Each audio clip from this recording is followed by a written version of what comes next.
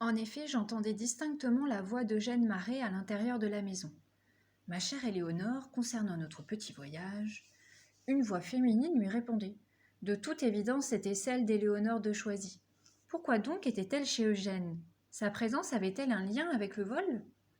Éléonore et Eugène parlaient d'un voyage en Égypte. Il n'y avait là rien de louche.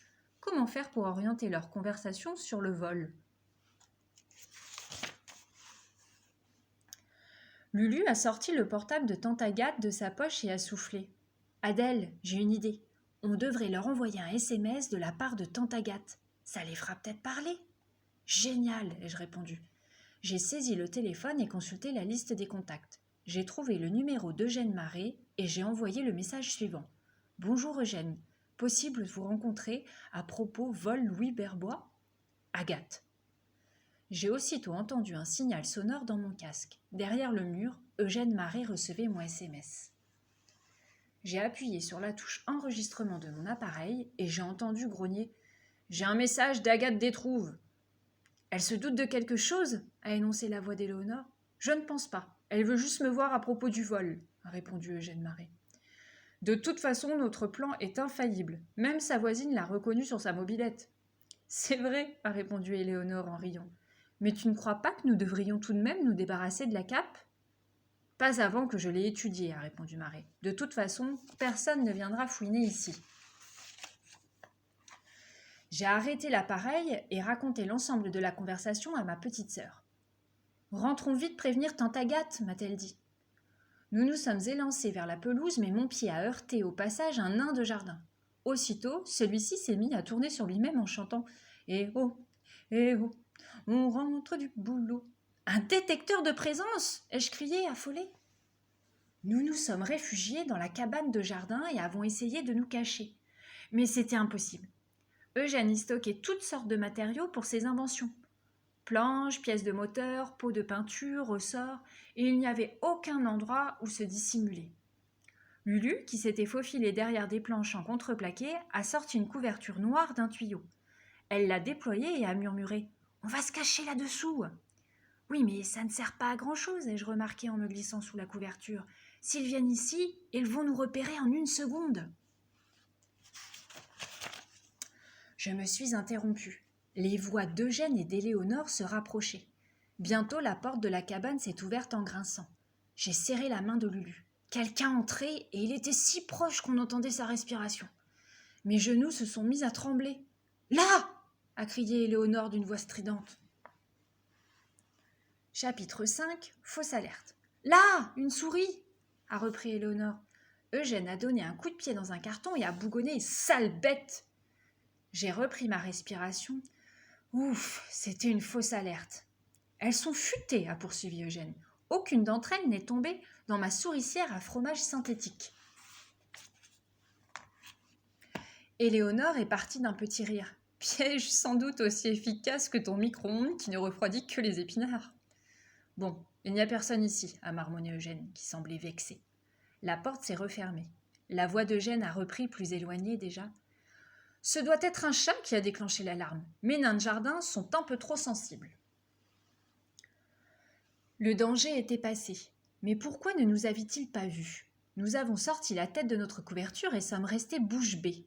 La couverture avait changé de couleur.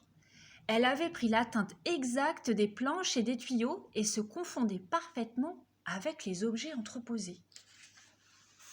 « Voilà l'explication, me suis-je exclamé. Lulu, tu as retrouvé la cape de Louis Verbois, sans même le savoir.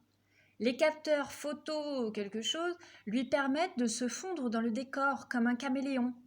Eh bien, a murmuré Lulu, dans ce cas, on va l'utiliser pour repartir, ni vu ni connu. Cachés sous la cape, nous avons progressé lentement vers le fond du jardin. Nous ne voyons rien, à part nos pieds, et avons essayé d'éviter les nains de jardin. Arrivé à hauteur des arbres, j'ai glissé un œil pour repérer nos trotcyclettes. Et j'ai réprimé un petit cri. Éléonore et Eugène étaient accroupis devant nos engins et les étudiaient de près. Ils n'étaient qu'à 10 mètres de nous. J'ai serré la main de Lulu pour la prévenir du danger et nous nous sommes figés sur place. La conversation des deux complices nous parvenait par petits bouts. Les propriétaires de ces véhicules ont dû déclencher l'alarme. Il faut vérifier que la cape est toujours là. Ils avaient tout compris. Notre seule chance était de rester immobile et silencieuse et de laisser repartir Éléonore et Eugène vers la cabane du jardin. Mais bientôt, la voix d'Eugène, toute proche, nous a fait sursauter. « Hé, vous, là-bas! Vous n'êtes pas très discret. On voit vos chaussures !» Chapitre 6. Sacrée Bichette. Notre cape a soudain été arrachée et nous sommes retrouvés nez à nez avec Éléonore de Choisy et Eugène Marais. J'ai fait un mouvement pour m'enfuir, mais Eugène m'a saisi par le bras. « Les gamines, vous allez bien tranquillement vous installer sous la véranda pendant que je préviens la police, » a-t-il ordonné. « Tu es sûre, Eugène ?» a demandé Éléonore. « Elles sont en possession de la cape. C'est une nouvelle preuve contre Agathe, » a-t-il répondu, calmement. « Mais cette cape était dans votre cabane de jardin, » a crié Lulu. Eugène a souri. « Ce sera votre parole contre la nôtre, mais tous les éléments sont contre vous. » Un quart d'heure plus tard, la voiture de l'inspecteur Jolivet s'arrêtait devant le pavillon. Il en est sorti accompagné de tante Agathe. Elle avait l'air complètement déboussolée et nous regardait effarés. Eugène a exposé sa version des faits sur un ton très assuré. Il a ensuite tendu la cape caméléon à l'inspecteur. « Monsieur Verbois sera content de retrouver sa précieuse invention. » L'inspecteur a hoché la tête et a déclaré avec un air grave. « Eh bien, tout semble clair. Madame Détrouve était en possession de la cape de Louis Verbois et ses nièces s'en sont servies pour pénétrer dans votre propriété. »« Est-ce que je peux vous faire écouter quelque chose ?» ai-je répondu en sortant mes écouteurs de ma poche. Sans même attendre sa réponse, j'ai appuyé sur le bouton de l'appareil. La voix d'Eugène s'est alors élevée, très reconnaissable. « J'ai un message d'Agathe Détrouve. »« Elle se doute de quelque chose ?» a répondu la voix d'Éléonore. « Je ne pense pas. Elle veut juste me voir à propos du vol. De toute façon, notre plan est infaillible. Même sa voisine l'a reconnu sur sa mobilette. » À l'écoute de l'enregistrement, Eugène devenait de plus en plus pâle. Et quand les derniers mots sont tombés, Éléonore de Choisy s'est exclamée « Je te l'avais dit, Eugène, que c'était très risqué !» Éléonore a été obligée de tout avouer. Eugène et elle avaient monté un plan diabolique.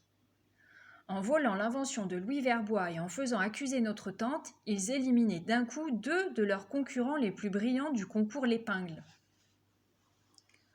Comme je l'avais supposé pendant la réunion des inventeurs, ils avaient mis un somnifère dans la tasse de thé d'Agathe et Éléonore s'était débrouillée pour lui voler sa clé USB.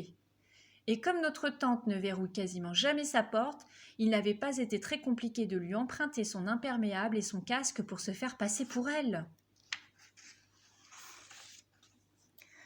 Tante Agathe a écouté les aveux d'Eugène et d'Éléonore sans rien dire, mortifiée par ce qu'elle venait d'apprendre. L'inspecteur a fait embarquer les 2 complices au commissariat, puis il a chargé nos trocyclettes dans son coffre et nous a raccompagnés à la maison. C'est seulement dans la voiture que notre tante a repris la parole. « Adèle et Lulu, nous a-t-elle demandé, comment avez-vous soupçonné que Jeanne avait pu se déguiser avec mon masque et mon imperméable ?»« C'est à cause d'Edgar hier soir quand il t'a imité, ai-je expliqué. »« Sacrée bichette, quelles sont ma ligne ?» a dit tante Agathe à l'inspecteur. Celui-ci a acquiescé et tante Agathe a tourné la tête vers nous. « En tout cas, maintenant, vous méritez de vraies vacances. Et ça tombe très bien car j'ai l'intention d'installer un trampoline turbo-aquatique dans le jardin. » L'inspecteur Jolivet a regardé notre tante avec un air bizarre et Lulu et moi n'avons pu retenir un fou rire. Et voilà, l'histoire est terminée.